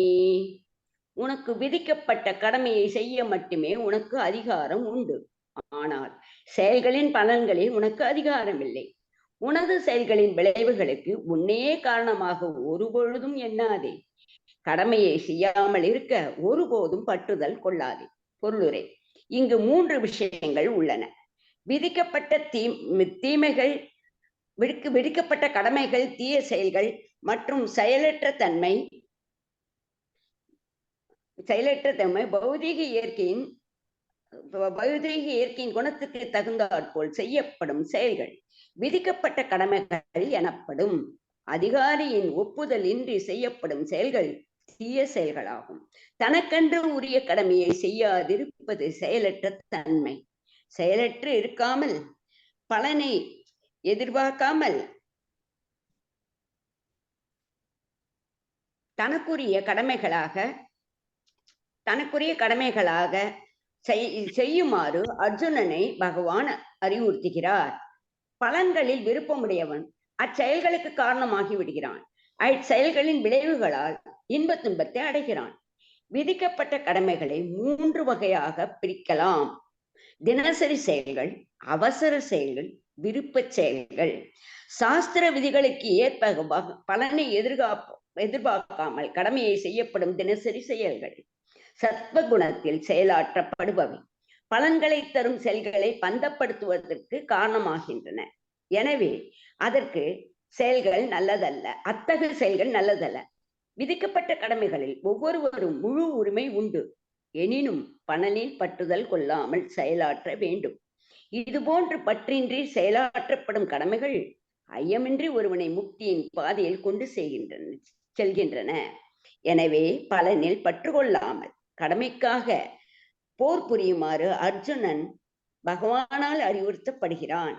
போரில் பங்கு கொள்ள மறுக்கும் அர்ஜுனனின் தன்மையும் ஒருவித பற்றுதலே. இத்தகு பற்றுதல் விடுதலையின் பாதைக்கு என்றுமே ஒருவனை அழைத்து செல்வதில்லை. நல்லதாக தோன்றினாலும் சரி, கெட்டதாக தோன்றினாலும் சரி, பற்றுதல் பந்தத்திற்கு காரணமாகிறது. செயலற்று இருப்பதோ பாவமாகும். எனவே கடமைக்காக போரிடுவதே அர்ஜுனனுக்கு விடுதலை தரக்கூடிய மங்களகரமான பாதையாகும். ஹரே கிருஷ்ணா. ஹரே கிருஷ்ணா. இப்ப பகவான் என்ன செய்யறார்? இதுவரை பத்திய பற்றி பேசி இப்ப கடைசியா கடமையை பற்றி, இது நிஷ்காம கர்ம யோகா, கடமையை பற்றி பகவான் இப்ப பேசுறார். பலனை எதிர்பாராம பகவானுக்காக அந்த பலனை அர்ப்பணிக்க வேணும். அதான் நிஷ்காம கர்ம யோகா. பாருங்க, உனக்கு விதிக்கப்பட்ட கடமையை செய்ய மட்டுமே உனக்கு அதிகாரம் உண்டு, ஆனால் செயலின் பலன்களில் உனக்கு அதிகாரம் இல்லை. விளங்குதா எல்லாருக்கும்? எங்களுக்கு கடமையை செய்ய வேண்டுமே தவிர அதை எதிர்பார்க்கிறது, அதை அனுபவிக்கிற பலன் எங்களுக்கு இல்லை. உனது செயல்களின் விளைவுகளுக்கு உன்னையே காரணமாக ஒருபோதும் எண்ணாதே. கடமையை செய்யாமல் இருக்க ஒருபோதும் பற்றுதல் கொள்ளாதே. உண்மையில கடமையை செய்யாமல் இருக்க ஒருபோதும் பற்றுதல் கொள்ளாது. நாங்க என்ன செய்யறோம்? விதிக்கப்பட்ட கடமைகளை மட்டும் செய்ய எங்களுக்கு அதிகாரம் உண்டு. அதுக்கு மேல எங்களுக்கு எது விதிக்கப்பட்டிருக்கோ அதை விட அதையும் தாண்டி வேலைகளை செய்வோம் நாங்கள். அடுத்தது என்ன? செயல்களின் பலன்களில் எங்களுக்கு அதிகாரமே இல்லை, ஆனா எல்லா பலனையும் எங்களுக்கு நாங்க நினைக்கிறது. மற்றது உன்னிய காரணமாக ஒருபோதும் எண்ணாதே. எனது செயல்களின் விளைவுகளுக்கு நான் தான் காரணம் நினைக்கிறோம். இல்ல, அந்த கூட எங்களுக்கு எந்த காரணமும் இல்லை, எல்லாமே பகவானுக்கு தான். எதிலுமே பற்றுதல் கொள்ளாத, எந்த கடமையை செய், பலனை எதிர்பார்த்த, அதான் நிஷ்காம கர்ம யோகா. இப்ப கடமையை பற்றி தான் பகவான் இந்த சுலோகத்துக்குள்ள பேசிக்கொண்டிருக்கிறார் அர்ஜுனனுக்கு. அப்ப இங்கு 3 விஷயங்கள் உள்ளன: விதிக்கப்பட்ட கடமைகள், தீய செயல்கள் மற்றும் செயலற்ற தன்மைகள். 3 கடமை. அப்ப நாங்க விதிக்கப்பட்ட செயல், மற்ற தீய செயல் மற்றும் செயலற்ற தன்மை. அப்ப பௌதிக இயற்கையின் குணத்திற்கு தகுந்தாற் போல செயல்படும் செயல்கள் விதிக்கப்பட்ட கடமைகள் எனப்படும். எந்த குணத்துல நாங்க இருக்கிறோமோ அந்த குணத்துக்கு ஏற்ற செயல்களை நாங்க செய்ய வேணும். அப்ப அதற்கு அதிகாரியின் ஒப்புதலின்றி செய்யப்படும் செயல்கள் தீ செயல்கள் ஆகும். தீய செயல் தெரியுமா? இல்ல 3 செயல் போட்டிருக்கு. விதிக்கப்பட்ட கடமை, எந்தெந்த வர்ணத்துக்கு நாங்க இருக்கிறோமோ அந்தந்த வர்ணத்துக்கு ஏற்ற செயலை நாங்க செய்ய வேணும். மற்றது என்ன நடக்கு? ஒரு தலைவற்ற ஒரு பெரியவரின் ஒப்புதல் இல்லாம செய்யறது தீ செயல்கள் ஆகும். மற்றது செயலற்ற தன்மை. பௌதிக இயக்க குணத்துக்கு தகுந்தாற்போல செயல்படும் செயல்கள் விதிக்கப்பட்ட கடமைகள் எனப்படும். அதிகாரியின் ஒப்புதலின்றி செய்யப்படும் செயல்கள் தீ செயல்களாகும். தனக்கென்று உரிய கடமைகளை செய்யாதிருப்பது செயலற்ற தன்மையாகும். செயலற்றிருக்காமல், பலனை எதிர்பார்க்காமல் தனக்குரிய கடமைகளை செய்யுமாறு அர்ஜுனனை பகவான் அறிவுறுத்துகிறார். அர்ஜுனன் வேலை என்ன? அவற்ற தர்மம் என்ன? அவர் சத்திரியன், அவர் போரிட வேணும். இப்ப அவர் போரிடாம இருக்க முடியாது. அப்ப அவரை போரிட சொல்லப்படுது. பலன்களில் விருப்பமுடையவன் அச்செயல்களுக்கு காரணமாகி விடுகிறான். இப்ப விளங்குதா? இப்ப அர்ஜுனன் ஒரு சத்திரியன், இப்ப பகவான் சொல்றதை செய்யாம தான் தண்டபாடுல போய் ஒரு யுத்தத்தை செய்தான்னு சொன்னா அங்க என்ன நடக்குது? அவனே காரணமாகி விடுகிறான். அந்த பாவத்தை அவன் ஏற்க வேண்டி விடுகிறான். இப்ப இவற்ற காரணமே சத்திரியன், பகவான் யுத்தம் செய்ய சொல்றார். அவன் யுத்தம் செய்தா எந்த பாவமும் அர்ஜுனனுக்கு வராது. அப்ப அச்செயல்களின் விளைவுகளால் இன்ப துன்பத்தை அடைகிறான். தண்ட பலனை தானே செய்ய போறவன் அந்த பலனை அவனேதான் அடைய வேணும். அப்ப விதிக்கப்பட்ட கடமைகளை 3 வகைகளாக பிரிக்கலாம். இப்ப பாருங்க, முதல் என்ன சொல்லி இருக்குது? கடமைகள், விதிக்கப்பட்ட கடமைகள், தீச்செயல்கள், செயலற்ற தன்மை. அடுத்ததுல தினசரி செயல்கள், அவசர செயல்கள், விருப்ப செயல்கள். அப்ப சாத்திர விதிகளுக்கு ஏற்ப பலனை எதிர்பார்க்காமல் கடமைக்காக செய்யப்படும் தினசரி செயல்கள் சத்துவ குணத்தில் செயல்படுபவை. சாத்திரத்துல என்ன சொல்லியிருக்கு? அதிகாலையில உடம்போனும், கடவுளுக்கு செய்ய வேண்டியதை செய்து வேலைக்கு போகணும், தன் குடும்பத்தை காப்பாற்ற வேணும். ஒரு குடும்பத்தின் வேலை அவன் அதை செய்ய வேணும் கட்டாயம். அதெல்லாம் தினசரி செயல்கள், கட்டாயம் செய்ய வேண்டிய செயல்கள். இது சத்துவ குணத்துல இருக்கு. பலன்களை தரும் செயல்கள் பந்தப்படுத்துவதற்கு காரணமாகின்றன. எனவே அத்தாகு செயல்கள் நல்லதல்ல. நாங்க பந்தப்படுற செயல்கள் எதுக்குமே எங்களுக்கு நல்லதல்ல. இதுக்குள்ள மாட்டுப்பட்டு போவோம். விதிக்கப்பட்ட கடமைகளில் ஒவ்வொருவருக்கும் முழு உரிமை உண்டு. எனினும் பலனில் பற்றுதல் கொள்ளாமல் செயலாற்றல் வேண்டும். இது போன்று பற்றின்றி செயல்படும் கடமைகள் ஐயமின்றி ஒருவனை முத்தியின் பாதையில் கொண்டு செல்லுகின்றன. நாங்கள் எல்லாத்திலும் பற்று வைக்கிறோம், அதுல பலனை எதிர்பார்க்கிறோம். நாங்கள் யாரும் ஒரு சின்ன வேலை கூட எதிர்பார்க்காம செய்யறோமா? பலனை எதிர்பார்க்காம எல்லாருமே அந்த பற்றுக்குள்ள போய் கொண்டிருக்கிறோம். அப்ப இது முத்திக்கு எந்த பாதையுமே அங்க கிடையாது, முத்திக்கு வழியே இல்லை. அப்ப எனவே பலனில் பற்று கொள்ளாமல் கடமைக்காக போர் புரியும்படி அர்ஜுனன் பகவானால் அறிவுறுத்தப்படுகிறான். அவற்ற கடமை என்ன? சத்திரியன், அவன் கடமை போரிட வேணும். அப்ப போரில் பங்கு கொள்ள மறுக்கும் அர்ஜுனனின் தன்மையும் ஒருவித பற்றுதல். என்ன பற்றுதல்? அவற்ற உறவுகளை பற்றி, உறவினர்களை பற்றி, பீஸ்மர் துரோணர் அவைகளை பற்றி எல்லாம் பற்றுதல் வச்சிருக்கிறார். அப்ப அதுவும் ஒருவித பற்றுதலை. இத்தாக பற்றுதல் விடுதலையின் பாதைக்கு என்றுமே ஒருவனை அழைத்து செல்வது இல்லை. பற்று வைச்சா விடுதலை வர முடியாது. நல்லதாக தோன்றினாலும் சரி, கெட்டதாக தோன்றினாலும் சரி, பற்றுதல் பந்தத்துக்கு காரணம் ஆகிறது. அப்ப செயலற்று இருப்பதோ பாவமாகும். செயல் இல்லாம இருக்கலாம். அப்ப அர்ஜுனன் செயல் இல்லாம இருக்க முடியுமா? அவன் சத்திரியன், யுத்தம் செய்தே ஆக வேண்டும். அப்ப அது பாவமாகும், செய்யலையேண்டா. எனவே கடமைக்காக போரிடுவதே அர்ஜுனனுக்கு விடுதலை தரக்கூடிய மங்களகரமான பாதையாகும்.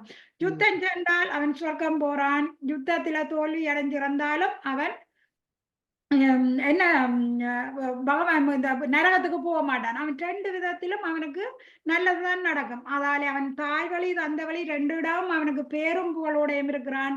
அவன் யுத்தத்திலிருந்து விலக முடியாது. அவற்றை கடமை யுத்தம் செய்யணும், செயலற்று இருக்காது என்று அவருக்கு சொல்லப்படுது. 48 நிர்மலா மாதாஜி. மாதாஜி 11 பேர் இருக்கணும் படிக்கிறதுக்கு. ஓ, புரிஞ்சு விட போறேன். நிர்மலா மாதாஜி வாசிக்கிறீங்களா? ஓகே, வேற இல்ல. கங்கா மாதாஜி, கரேஷ்னா கங்கா மாதாஜி யாரும் ரெடி இல்லையா? சரேஷ்னா 48 வாசிக்கிறேன். ஹரே கிருஷ்ணா. ஹரே கிருஷ்ணா. யோக குரு கர்மாணி சங்கம் இத்யத்வா தனஞ்சய சித்தயோ சமோ ஊத்வா சமத்வம் யோக உத்ஸ்யதே. அர்ஜுனா, வெற்றி தோல்வியில் பற்றுக்கொள்ளாமல் உனது கடமையை சமநிலையுடன் செய்வாயாக. இது போன்ற சமத்துவமே யோகம் என்று அழைக்கப்படுகிறது. அர்ஜுனன் யோகத்தில் செயலாற்ற வேண்டும் என்று கிருஷ்ணர் கூறுகிறார். யோகம் என்றால் என்ன? யோகம் என்றால் எப்போதும் தொந்தரவு கொடுக்கும் புலன்களை கட்டுப்படுத்தி மனதை முழுமுதற் கடவுளின் மீது நிலைநிறுத்துவதாகும். முழுமுதற் கடவுள் யார்? கிருஷ்ணரே முழுமுதற் கடவுள். அவரே போரிட சொல்லும் போது போரின் விளைவுகளில் அர்ஜுனன் செய்யக்கூடியது ஒன்றுமே இல்லை. வெற்றியோ தோல்வியோ அஃது அவரை சேர்ந்தது. அவரின் கட்டளைகளை மட்டும் நிறைவேற்றுமாறு அர்ஜுனன் அறிவுறுத்தப்படுகின்றான். அவரின் கட்டளைகளை பின்பற்றுவதே உண்மையான யோகம். கிருஷ்ண உணர்வென்னும் பயிற்சியில் இது பயிலப்படுகிறது. கிருஷ்ண உணர்வால் மட்டுமே தான் உரிமையாளன் என்ற உணர்வை விட்டொழிக்க முடியும். ஒருவர் கிருஷ்ணரின் தொண்டனாக ஆக வேண்டும், அல்லது கிருஷ்ணனின் தொண்டனுக்கு தொண்டனாக ஆக வேண்டும். இதுவே கிருஷ்ண உணர்வில் முறையான கடமைகளை செய்ய சரியான வழி. யோகத்தில் செயலாற்ற இது மட்டுமே உதவும். அப்படியே நில்லுங்க. கங்கா மாதாஜி வாசிங்க. கங்கா மாதாஜி எல்லாருமே கதியா கூப்பிடேக்க ரெடியா இருங்க. சத்திரியனான அர்ஜுனன் வர்ணாசிரம தர்மத்தை சார்ந்தவன். விஷ்ணு புராணத்தில் வர்ணாசிரம தர்மத்தின் முழு நோக்கமும் விஷ்ணுவை திருப்திப்படுத்துவதே என்று கூறப்பட்டுள்ளது. ஒருவன் தன்னை திருப்தி செய்தல் என்னும் ஜட உலக விதிக்கு மாறாக கிருஷ்ணரை திருப்தி செய்வதில் ஈடுபட வேண்டும். கிருஷ்ணரை திருப்தி செய்யாவதில் வர்ணாசிரம தர்மத்தின் கொள்கைகளை முறையாக கடைபிடிக்க முடியாது. எனவே கிருஷ்ணருடைய கட்டளையின்படி செயல்படுமாறு அர்ஜுனன் மறைமுகமாக இங்கே அறிவுறுத்தப்படுகிறான். அர்ஜுனா, வெற்றி தோல்வியில் பற்றுதல் கொள்ளாமல் உனது கடமையை சமநிலையுடன் செய்வாயாக. இது போன்ற சமத்துவமே யோகம் என்று அழைக்கப்படுகிறது. அர்ஜுனனை வெற்றி தோல்வியில நீ பெற்றுக்கொள்ளாம இந்த கடமையை நீ சமநிலையோட செய்யன்னு பகவான் சொல்றார். இது ஒரு யோகம் என்று. அப்ப அர்ஜுனன் யோகத்தில் செயலாற்ற வேண்டும் என்று கிருஷ்ணர் கூறுகிறார். யோகம் என்றால் என்ன? யோகத்தில செயலாற்ற என்ன பண்றது? அப்ப கேள்வி கேட்கிற, யோகம் என்றா என்ன? யோகம் என்றால் எப்போதும் தொந்தரவு கொடுக்கும் புலன்களை கட்டுப்படுத்தி மனதையும் முழுமுதற் கடவுளின் மீது நிலைநிறுத்துவது ஆகும். இதுதான் உண்மையான யோகம். சும்மா யோகா கிளாஸ்களை 100 துறந்திருக்கும், அதுக்கு போறது உண்மையான யோகம் இல்ல. உண்மையான யோகம் என்று சொன்னா எப்போதும் தொந்தரவு கொடுக்கும் புலன்களை முதல் கட்டுப்படுத்தி பகவான்ல நிலைத்திருப்பதாகும். அப்ப முழுமுதற் கடவுள் யார்? கிருஷ்ணரே முழுமுதற் கடவுள். அவரே போரிட சொல்லும் போது போரின் விளைவுகளில் அர்ஜுனன் செய்யக்கூடியது ஒன்றுமே இல்ல. வெற்றியோ தோல்வியோ அர்ஜுனன் அங்க யுத்தம் செய்ய வேண்டும். அப்ப எல்லாமே பகவானை சார்ந்திருக்குது. அவரின் கட்டளைகளை மட்டும் நிறைவேற்றுமாறு அர்ஜுனன் அறிவுறுத்தப்படுகிறான். பகவான் சொல்றார், எந்த கட்டளையை மட்டும் நீ நிறைவேற்று. அவரின் கட்டளையை பின்பற்றுவதே உண்மையான யோகம். கிருஷ்ணா உணர்வென்னும் பயிற்சியில் இது பயிலப்படுகிறது. இந்த வேதங்கள்ல என்ன சொல்லி இருக்கோ அதைத்தான் பகவானே சொல்றார். பகவான் தானே வேதத்தை தொகுத்து வரும், வேதத்தை அறிந்து வரும். அவ கிருஷ்ணா உணர்வால் மட்டுமே தான் உரிமையாளன் என்ற உணர்வை விட்டொழிக்க முடியும். அப்போ ஒருவன் கிருஷ்ணரின் தொண்டனாக வேண்டும் அல்லது கிருஷ்ணரின் தொண்டனுக்கு தொண்டனாக வேண்டும்.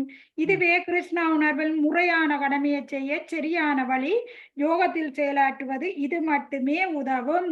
கிருஷ்ணரின் சொல்லுப்படி கேட்கணும் அல்ல கிருஷ்ணர் தொண்டனுக்கு தொண்டனுக்கு தொண்டனுக்கு நாங்கள் செயலாற்ற வேணும். இப்ப கடமையை எதிர்பார்க்காம தோல்வி பற்றுதல் அதுல பற்றுகள் வைக்காம நாங்கள் சமநிலையா இருந்து செயல்பட வேணும். அதை அர்ஜுனனுக்கு பகவான் வற்புறுத்தி கொண்டிருக்கிறார். அப்ப சத்திரியன் அர்ஜுனன் வர்ணாசிரம தர்மத்தை சேர்ந்தவன். சத்திரியனான அர்ஜுனன் வந்து வர்ணாசிரம தர்மத்தை சேர்ந்தவன். விஷ்ணு புராணத்தில் வர்ணாசிரம தர்மத்தின் முழு நோக்கமும் விஷ்ணுவை திருப்திப்படுத்துவது என்று கூறப்பட்டுள்ளது. வர்ணாசிரமம் என்றா என்ன? பிராமண, சத்திரிய, வைசிய, சூத்ரா.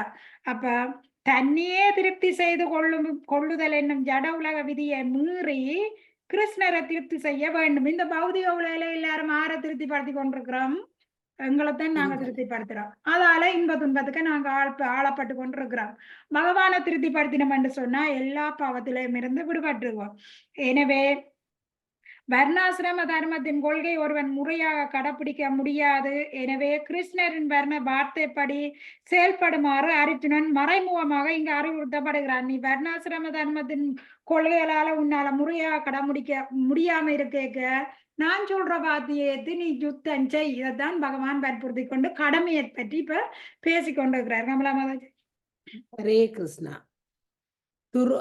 ஸ்லோகம் 49. துரோண ஹஸ்வரம் கர்ம புத்தி ஜோகாத் தனஞ்சய புத்தவ சரணம் அன்விச்ச கிருபான பல தேவக. தனஞ்சயா அனைத்து மோசமான செயல்களையும் பக்தி தொண்டின் உதவியினால் தூரமாக வைத்துவிட்டு சரணடைவாயாக. தமது செயல்களின் பலனை அனுபவிக்க விரும்புபவர் கஞ்சர்களே ஆவார்கள். பொருளுரை: பகவானின் நித்திய தொண்டன் என்னும் தனது சரூப நிலையை உண்மையாக புரிந்து கொண்டவன் கிருஷ்ண உணர்வற்ற இதர செயல்கள் அனைத்தையும் துறக்கின்றான். ஏற்கனவே விளக்கியபடி புத்தி யோகம் என்றால் பகவானுக்கு செய்யப்படும் திவ்யமான அன்பு தொண்டே. அத்தகு பக்தி தொண்டே உயிர்வாளிகளின் சிறந்த செயலாகும். கஞ்சர்கள் மட்டுமே தங்களது செயல்களின் விளைவுகளை அனுபவிக்க ஆவல் கொண்டு மீண்டும் பௌதீக பந்தத்தில் சிக்குகின்றனர். அரேம்பிடுங்கோ அதாஜி. அடுத்தது வந்து நாகேஸ்வரி அம்மா, கிருஷ்ண உணர்வு. சசிமாதாஜி. சசிமாதாஜி வச்சுங்க அந்த குறையில என்ன? கிருஷ்ண உணர்வின் செயல்களை தவிர மற்ற அனைத்து செயல்களும் பிறப்பு இறப்பு என்னும் சூழலில் உயிர்வாளியை தொடர்ந்து பந்தப்படுத்துகின்றன. எனவே செயல்களுக்கு காரணமாக இருக்க வேண்டும் என்று ஒருபோதும் விரும்பக்கூடாது. எல்லா காரியங்களும் கிருஷ்ண உணர்வுடன் கிருஷ்ணனுக்காக மட்டுமே செய்ய வேண்டும். நல்ல அதிர்ஷ்டத்திலோ கடின உழைப்பிலோ புறப்பட்ட சிறந்த செல்வங்களை எவ்வாறு உபயோகிப்பது என்று கஞ்சர்களுக்கு தெரியாது. ஒருவன் தனது சக்திகள் அனைத்தையும் கிருஷ்ண உணர்வில் செலவிட வேண்டும். அது அவனது வாழ்வை வெற்றிகரமானதாகும். கஞ்சர்களை போன்ற துரதிர்ஷ்டசாலி மக்கள் தங்களது மனித சக்தியை பகவானின் தொண்டில் ஈடுபடுத்தாமல் பிரியப்படுத்துகின்றனர். ஹரே கிருஷ்ண. பாருங்க, தனஞ்சயா பகவான் வந்து ஆர தனஞ்சயான்னு கூப்பிடுறாரு அர்ஜுனன். செல்வத்தை சேர்க்கிறதால அவன் செல்வத்தை சேர்த்து கொண்டு வந்து யாத்துல செல்வங்கள் சேர்க்கிறாருல்ல, அதால வந்து தனஞ்சயா அனைத்து மோசமான செயல்களையும் பக்தி தொண்டின் உதவியினால் தூரமாக வைத்து விட்டு, பாருங்க அப்படி கூடுவது, அனைத்து மோசமான செயல்களையும் பக்தி தொண்டின் உதவியினால் தூரமாக வைத்துவிட்டு சரணடைவாயாக. ஆருட? தன்னோட சரணடை சொல்லி தமது செயலின் பலனை அனுபவிக்க விரும்புபவர்கள் கஞ்சர்களே ஆவார். இந்த பலனை அனுபவிக்கிறத யாருக்கு நாங்க பலனை அர்ப்பணிக்க வேண்டும்? பகவானுக்கு அர்ப்பணிக்க வேண்டும் எல்லா பலனையும். அந்த பகவானுக்கு அர்ப்பணிக்காம நாங்க தான் அனுபவிக்கணும்னா கஞ்சர்களே ஆகும். அதே மாதிரி இப்ப அர்ஜுனன் என்ன செய்யணும்? அர்ஜுனன் எல்லா செயல்களையும் தூரமாக வச்சுட்டு பகவான் சொல்றதை கேட்டு நடக்க வேணும். அர்ஜுனன் இப்ப யுத்தம் செய்ய வேணும். அவ பகவானின் நித்திய தொண்டன் என்னும் தனது சொரூப நிலையை உண்மையாக புரிந்து கொண்டவன் கிருஷ்ணா உணர்வற்ற இதர செயல்களை அனைத்தையும் துறக்கின்றான். நாங்கள் என்ன செய்யணும்? நாங்க எல்லாருமே பகவானுடைய அம்சங்கள், நாங்கள் பகவானுடைய சொரூபங்கள். அப்ப நாங்க என்ன செய்யணும்? கிருஷ்ணருக்கு இந்த இதுக்கு புறம்பானதை எல்லாத்தையும் நாங்க துறந்துட வேணும். ஏற்கனவே விளக்கியபடி புத்தி யோகம் என்றால் பகவானுக்கு செயல்படும் திவ்யமான அன்பு தொண்டே. புத்தி யோகம் என்றா என்ன? அந்த அறிவை பகவான் சொன்னவரல்ல, புத்திய கொடுக்குறாரு, தன்னட சரணட தனக்காக எல்லாத்தையும் அர்ப்பணம் பண்ணி தன்னிடையே வந்தட என்று பகவான் சொல்றார். அத்தாவு பத்தி தொண்டே உயிர்வாளிகளின் சிறந்த செயலாகும். புத்தி தொண்டண்டா பத்தி தொண்டு. அப்ப கஞ்சர்கள் மட்டுமே தங்களது செயல்களின் விளைவுகளை அனுபவிக்க ஆவல் கொண்டுள்ளனர். கஞ்சர்கள் என்ன, இது என்ற நான் தான் செய்தான், இது எனக்கு மட்டும்தான் என்று அனுபவிக்கிறதுக்காக இருக்கிறேன். மீண்டும் பௌதிக பந்தத்தில் சிக்குகின்றனர். இதால என்ன நடக்கு? நான் தான் செய்து நான் தான் அனுபவிக்கணும் என்றா பௌதிக பந்தத்துக்கு சிக்க போறோம். இப்ப இதுக்கு உதாரணம் என்ன ஒன்று சொல்லலாம். நாங்க சாமான் மரக்கறிகளை வேண்டோம், பகவானுக்காக சமைச்சு பகவானுக்கு ஒவ்வொரு பண்ணி நாங்க சாப்பிட்டோம்டா பந்தத்துக்கு நாங்க ஆட்கொள்ள மாட்டோம். அதுல கர்மாவும் இல்லை, நாங்க கஞ்சர்களும் இல்லை. இது எனக்கண்டு சமைச்சு நான் சாப்பிட்டேன்டா அந்த பந்தத்துக்கு ஆப்பிடுறேன். நான் ஒரு கஞ்சனே அவனே நான் கொடுக்க இல்லை. ஆற்று சொத்து எடுத்து நான் சமைச்சு சாப்பிடுறேன். பகவான் சொத்து எல்லாமே.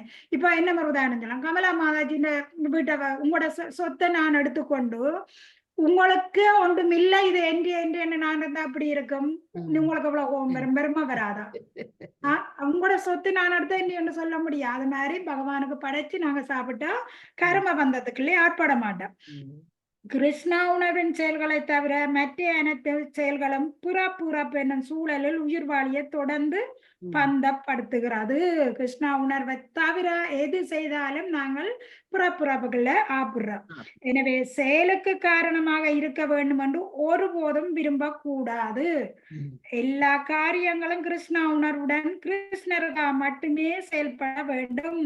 சாப்பிட்டாலும் சரி, தூங்கினாலும் சரி, ஒரு குழந்தை படிச்சாலும் சரி, என்னத்தை நாங்க ஒரு சாரி வேண்டினா கூட பகவானுக்கு முன்னால வச்சு அவருக்கு அர்ப்பணமாக்கி போட்டுதான் நாங்க எடுக்க வேணும். அப்பதான் எந்த கர்மாக்கையும் நாங்க ஆப்பிட மாட்டோம்.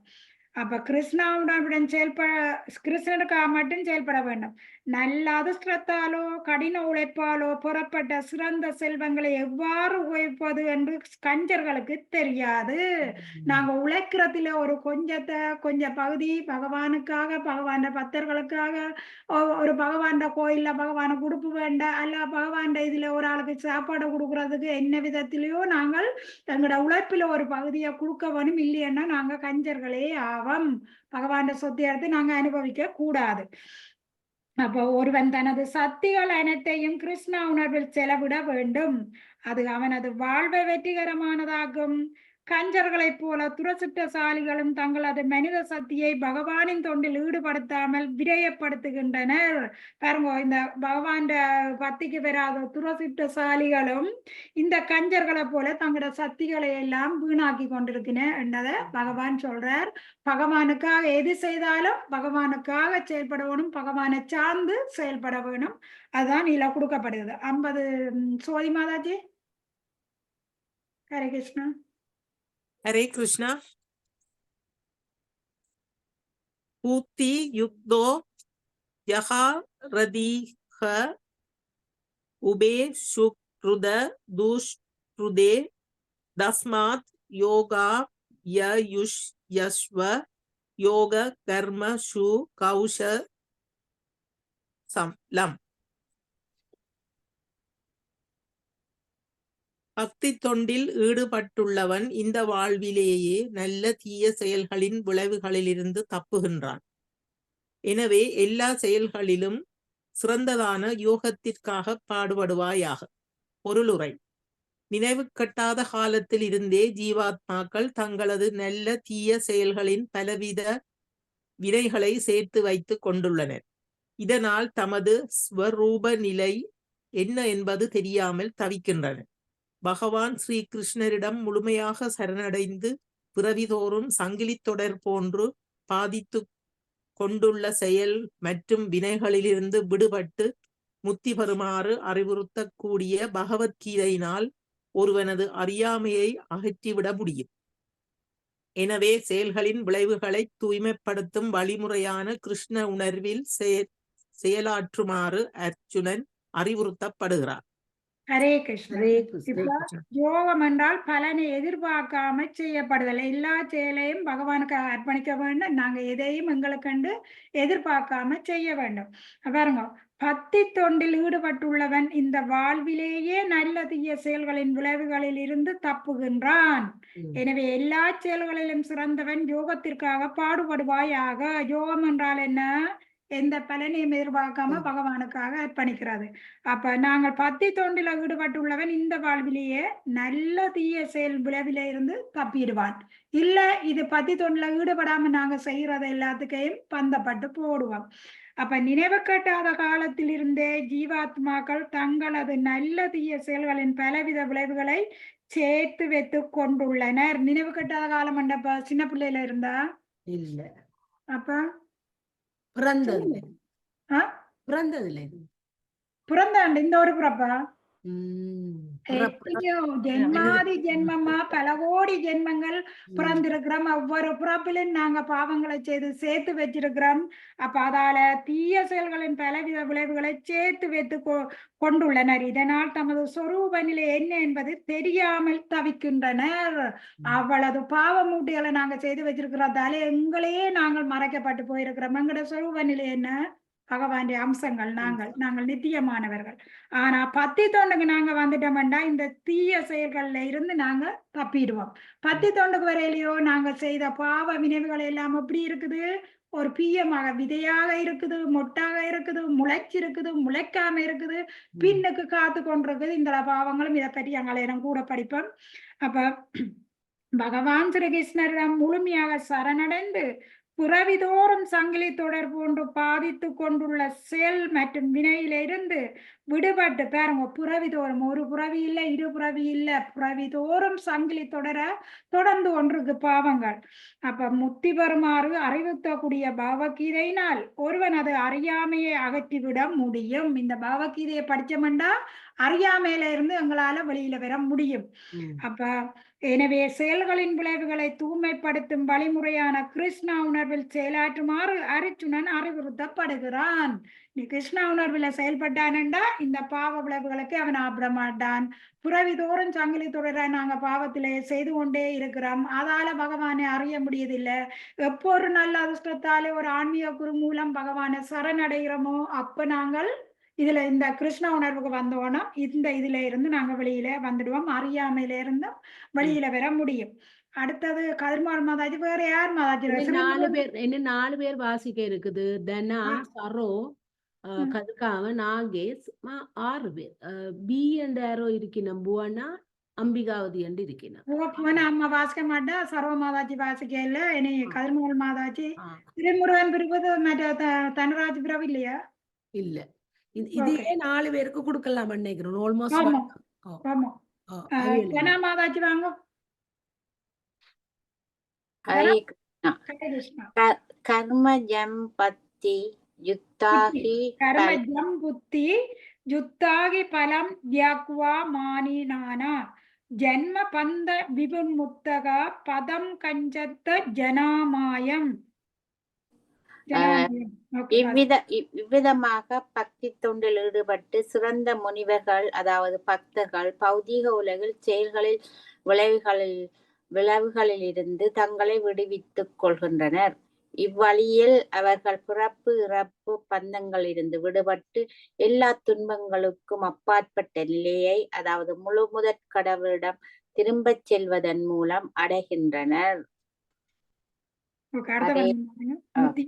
முத்தி பெற்ற உயிர்வாளிகள் பௌதிக துயரங்களே இல்லாத இடத்தை சார்ந்தவர்கள். பகவத்கீதை 10:14-58 கூறுகின்றது.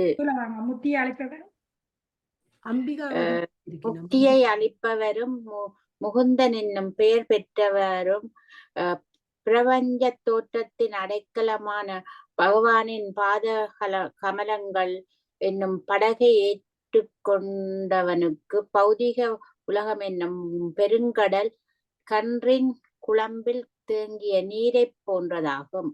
அவனது நோக்கம் பௌதிக துன்பங்களற்ற வைகுண்டமே, அதாவது பரமபதமே, ஒவ்வொரு அடியிலும் அபாயம் இருக்கக்கூடிய இடம் அல்ல. ஓகே பாருங்க இப்ப இதுல ஹரே வந்து கிருஷ்ணா மாதாஜி. ஹரே கிருஷ்ணா. கிருஷ்ணா. யார் அம்பிகா இருக்கிறீங்க வாசிக்கிறீங்களா? போயிட்டாவோ. போயிட்டா. ஓகே நாகேஷ் அம்மாவும் கல்காமம்மாவும் இருக்கணுமா? ஓ ஓகே நாகேஸ்வரி அம்மா ஓ வாசிங்கோ. இவ்வுலகம் இவ்வுலகம் அடி மேலடி துன்பந்தரம் ஈனமான இடம் என்பதை ஒருவன் உணர்வதில்லை. அறியாமையாலேயே சிற்றறிவுடையோர் செயல்களின் பலன்கள் தங்களை மகிழ்விக்கும் என கருதி பலன் நோக்கு கர்மங்களால் நிலையை சரிப்படுத்த பார்க்கின்றனர். இவ்வுலகத்தில் எங்காயினும் எவ்விதமான பௌதிக உடலுமே துயரற்ற வாழ்வை தர இயலாது என்பதை அவர்கள் அறிவதில்லை. இவ்வுலகின் துயரங்களான பிறப்பு, இறப்பு, மூப்பு, வியாதி என்பன உலகமங்கனும் உள்ளனவே ஆகும். ஆனால் பகவானது நித்திய தொண்டன் நான் என்னும் அடிப்படை தன்னிலையை உணர்ந்து அதனால் பகவானுடைய உன்னத நிலையை அறிந்தவனோ அவரது அன்புமயமான உன்னத தொண்டில் ஈடுபடுகின்றான். ஓகே அப்படியே நில்லுங்க. கர்மால் மாதாஜி ஹரே கிருஷ்ணா. இதன் மூலம் வைகுண்ட லோகங்களுக்கு செல்ல தகுதியுடையவன் ஆகின்றான். அங்கு துன்பமயமான பௌதிக வாழ்க்கையோ காலம் மற்றும் மரணத்தின் தாக்கமோ இல்லை. தனது ஸ்வரூப நிலையை உணர்வது என்றால் பகவானின் தன்னிகரற்ற உயர்நிலையையும் அறிவது. ஜீவாத்மாவின் நிலையும் கடவுளின் நிலையும் ஒன்றே என்று தவறாக நினைப்பவன் இருளில் இருப்பதாக அறியப்பட வேண்டும். இதனால் அவன் பக்தி தொண்டில் ஈடுபட முடியாது. தன்னையே எஜமானாக நினைக்கும் அவன் பிறப்பு இறப்பின் தொடர்ச்சிக்கு வழிவகுத்துக் கொள்கின்றான். ஆனால் தனது நிலை தொண்டு புரிவது என்பதை உணர்பவன் இறை தொண்டிற்கு தன் வாழ்வை மாற்றிக்கொள்வதன் மூலம் உடனேயே வைகுண்ட லோகத்துக்கு செல்ல தகுதி பெறுகின்றார். இறைவனுக்காக தொண்டாற்றுவதே கர்மயோகம் அல்லது புத்தி யோகம் அல்லது எளிமையாக சொன்னால் பக்தி தொண்டு என்று அழைக்கப்படுகின்றது. ஹரே கிருஷ்ணா. இதுல வந்து என்ன சொல்லப்படுதுன்னு சொன்னா, இவ்விதமாக எப்படி பகவான் கிருஷ்ண உணர்வுல செயலாறுமாறு 50வது அத்தியாயத்துல சொல்லி இப்ப பாருங்க, இவ்விதமாக பக்தி தொண்டில் ஈடுபட்டு சிறந்த முனிவர்கள் அதாவது பக்தர்கள் பௌதிக உலகின் செயல்களின் விளைவுகளில் இருந்து தங்களை விடுவித்துக் கொண்டுள்ளனர். அர்ஜுனனுக்கு சொல்லப்படுது இவ்விதமாக பக்தி தொண்டில் ஈடுபட்டவர்கள் சிறந்த பக்தர்கள் தங்களோட பௌதிக விளைவில இருந்து விடுபட்டு கொண்டுள்ளனர் என்று.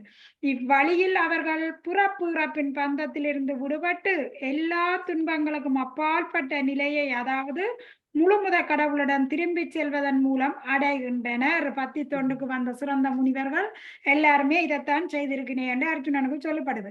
பொருளுரை: முத்தி பெற்ற உயிர்வாளிகள் பௌதிக துயரங்களையே இல்லாத இடத்தை சார்ந்தவர்கள். பாகவதம் 10:58 கூறப்படுகிறது. முத்தி பெற்ற ஆத்மாக்கள் எல்லாருமே இந்த பௌதிக துயரங்கள் இல்லாதவர்கள் என்று சொல்லப்படுகிறது.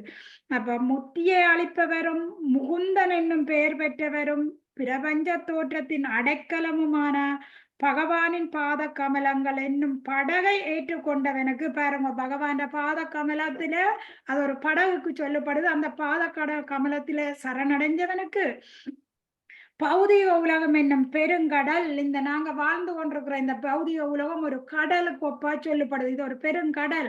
இந்த கடலை கண்டின் குழம்பில் தேங்கிய நீரை போன்றதாகும். பாருங்க, முத்தி அளிப்பவரான பகவான் தாமரை பாதம் ஒரு படகு மாதிரி இருக்கு. அந்த படகத்துல நாங்க தஞ்சம் அடைஞ்சிட்டோம்டா இந்த பௌதிக கடல் பெரிய கடல். நாங்க பகவான் தஞ்சம் அடைஞ்சா ஒரு கண்டுக்குட்டி, பசுவும் இல்ல, பசுவின் கண்டுக்குட்டி பாதம் வச்சுட்டு அந்த அடி எடுக்க அந்த பாதத்துக்கு தண்ணி நீங்க இருக்குங்கன்னு மழை நேரங்கள்ல எல்லாரும் பார்த்திருப்பீங்க, அனுபவம் இருக்குத்தானே?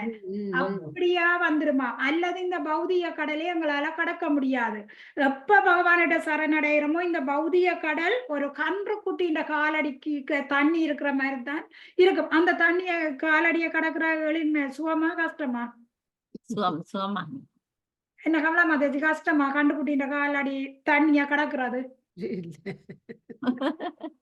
எது சுகமன்றியால் இந்த பௌதிக கடலை கடக்கிற சுகமா கன்றுக்குட்டின காலடியா கடக்கிற சுகமா? கன்றுக்குட்டின கால கடக்கிற சுகம். அப்ப அதுக்கு நாங்க என்ன செய்ய வேணும்?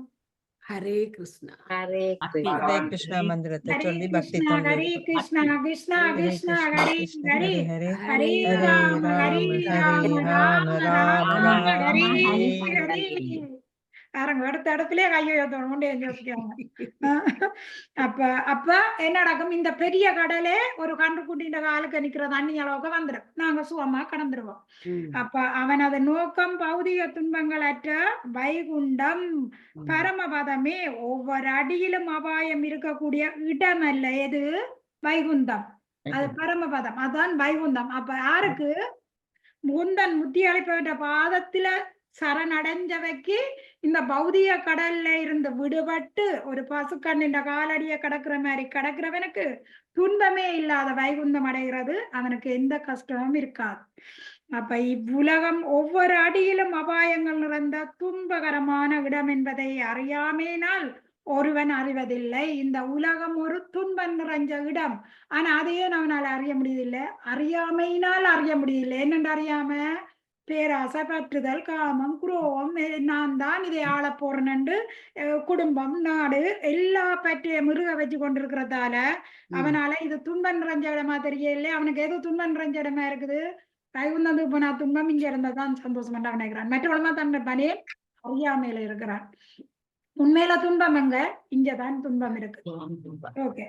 அதன் காரணத்தினாலேயே சிற்றறிவுடையோர் செயல்களின் பலன்களை தங்களை மகிழ்விக்கும் என கருதி பலநோக்கு செயல்கள் மூலம் சூழ்நிலையை சரி செய்ய முயற்சிக்கின்றன. பாருங்க, அறிவு சிற்றறிவு அறிவு குறைஞ்சவர்கள் இங்க எல்லா இந்த பலன் தரும் செயல்களை எல்லாம் எங்களை மகிழ்விக்குதுன்னு கருதி அவன் என்ன இந்த சூழ்நிலையை சரி செய்ய பார்க்கிறான்.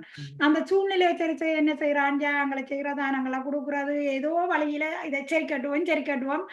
இப்ப இதுக்கு ஒரு உதாரணம் சொல்லலாம். கொரோனா வந்தது, அதை சரி கட்டுறதுக்காக எத்தனையோ ஊசியெல்லாம் கண்டுபிடிச்சான். சரி கட்டினவனா அந்த ஊசியாலேயே மனுஷரே இல்லாம பண்ணிட்டான். எவ்வளவு பிரச்சனையில உருவாக்கினான். அல்லது அவனால எல்லாத்தையும் காப்பாற்ற முடிஞ்சுதா? ஏதோ சரி செய்வோம் சரி செய்து சூழ்நிலை ஏதோ சரியாயிக்கொண்டு நாங்க வாழ்றோம் நினைக்கிறோம். ஆனா துன்பம் நிறைஞ்ச உலகத்துலதான் வாழ்ந்து கொண்டிருக்கிறோம். எதையுமே சரி கட்டையில நாங்கள். அப்ப முழு பிரபஞ்சத்திலும் உள்ள எவ்வித பௌதிக உடலும் துயரற்ற வாழ்வை தர இயலாது. இந்த முழு பிரபஞ்சமும் இந்த பௌதிக உலகம் எங்களுக்கு துயரற்ற நிலையை தர முடியாது. அப்ப என்பதை அவர்கள் அறிவதில்லை. யார்? சிற்றறிவு படைச்சவர்கள் அறிவதே இல்லை. இங்க சந்தோஷம் கிடைக்காது என்று அறிகிற இல்லை. எங்க துன்பமான இடத்துல இருந்து கொண்டு எங்கே நிம்மதி என்ன நிம்மதி கிடைக்குமா? நிம்மதி கிடைக்காது. ஆனா அதை அறிய மாட்டான் சிற்றறிவுடையவன். அப்ப வாழ்வின் துயரங்களான பிறப்பு, இறப்பு, முதுமை, நோய் ஆகியவை பௌதிக உலகம் முழுவதும் உள்ளன. பிரம்மாவில இருந்து பாதாளம் வரைக்கும் எங்க போனாலும், ஏன் அற்ப எறும்புக்கு கூட பிரம்மா உயர்ந்தவர், எறும்பு அற்பமான. எல்லாருக்குமே பிறப்பு, முதுமை, நோய் எல்லாமே இருந்து கொண்டே இருக்கு. ஆனால் பகவான் அது நித்திய தொண்டன் என்னும் தனது உண்மையான சொரூபத்தை பகவானுடைய உன்னத நிலையையும் அறிந்தவன் அவரது திவ்யமான அன்பு தொண்டில் ஈடுபடுகிறான். ஒருதன் நான் நித்தியமானவன், பகவானுடைய அம்சம், உடல் அழியுது, ஆத்மா அழிய இல்லை, ஆத்மாவுக்கு பகவானுடைய பக்தி தொண்டு தேவை, இங்க எதையுமே நான் அனுபவிக்க போறே இல்லை, எது நிஜம் எது உண்மை என்றதை எப்ப அறிகிறானோ அவன் அன்பு தொண்டில ஈடுபடுறான். பகவானுடைய அன்பு தொண்டில அன்பு தொண்டில ஈடுபட்டு பகவான் கையில இருக்கிறான். அப்பாண்ட கையில பிள்ளை இருக்க எது ஆபத்து இருக்குமா? இருக்காது. அவர் பாதுகாத்து கொண்டே இருப்பார். அப்ப இதன் மூலம் வைகுண்ட லோகங்களுக்கு செல்ல தகுதி உடையவன் ஆகுறான். அப்பதான் நாங்க வைகுண்ட லோகத்துக்கு போறோம். அங்கதான் எங்கட உண்மையான இடம். அங்க உண்மையான வீட்டுக்கு போனா எந்த துன்பமுமே இருக்காது. இப்ப அங்கே துன்பமயமான பௌதிக வாழ்க்கையோ காலம் மற்றும் மரணத்தின் தாக்கமோ இல்லை. அங்க காலமே வேலை செய்யாது. அங்க வைகுந்தத்துல காலத்துக்கே இடம் இல்லை, மரணம் இல்லை, மூப்பு இல்லை, நோய் இல்லை, எதுவுமே அங்க இருக்காது. அப்ப காலம் மற்றும் மரணத்தின் தாக்கம் இல்லை. தனது சொரூப நிலையை உணர்வது என்றால் பகவானுடன் தன்னிகரற்ற உயர்நிலையையும் அறிவது என்று பொருள். ஜீவாத்மாவின் நிலையும் கடவுளின் நிலையும் ஒன்றே என்று தவறாக நினைப்பவன் இருளில் இருப்பதாக அறியப்பட வேண்டும். பாருங்க, ஜீவாத்மாவின் நிலையும் கடவுளின் நிலையும் உண்டா? இந்த பௌதிக உலகம் வேற, வைகுந்தம் வேற, பகவான் ராஜ்யம் வேற, இந்த ராஜ்யம் வேற. அங்க துன்பம் இல்ல, இங்க துன்பம் இருக்கு. அங்க இறப்பு இல்ல, இங்க இறப்பு இருக்கு. அங்க முதுமை இல்ல, இங்க முதுமை இருக்கு. அப்ப இதனால் அவன் பத்தி தொண்டில் ஈடுபட முடியாது. அவன் என்ன செய்யறான்? நான் உண்டு கடவுளும் உண்டு எல்லாமே இங்க இருக்குன்னு நினைக்க அவனால பத்தி தொண்டில ஈடுபட முடியுதில்லை. தன்னையே எஜமானாக நினைக்கும் அவன் புறப்புறப்பின் தொடர்ச்சிக்கு வழிவகுத்து கொள்ளுகிறான். நான் தான் எஜமான், நான் தான் கடவுள் என்று நாங்க இணைக்கே மாய என்ற விலையில சிக்கிப்பட்டு போறோம். இறப்பு பிறப்புக்கு ஆட்படுறோம். அப்ப இறப்பு பிறப்பின் தொடர்ச்சி வழிக்கு கொள்ளுகிறான். ஆனால் தனது நிலை தொண்டு புரிவது என்பதை உணர்பவன் இறை தொண்டிற்கு தன் வாழ்வை மாற்றிக் கொள்வதன் மூலம் உடனடியாக வைகுண்டலோகத்துக்கு செல்ல தகுதி பெறுகிறான்.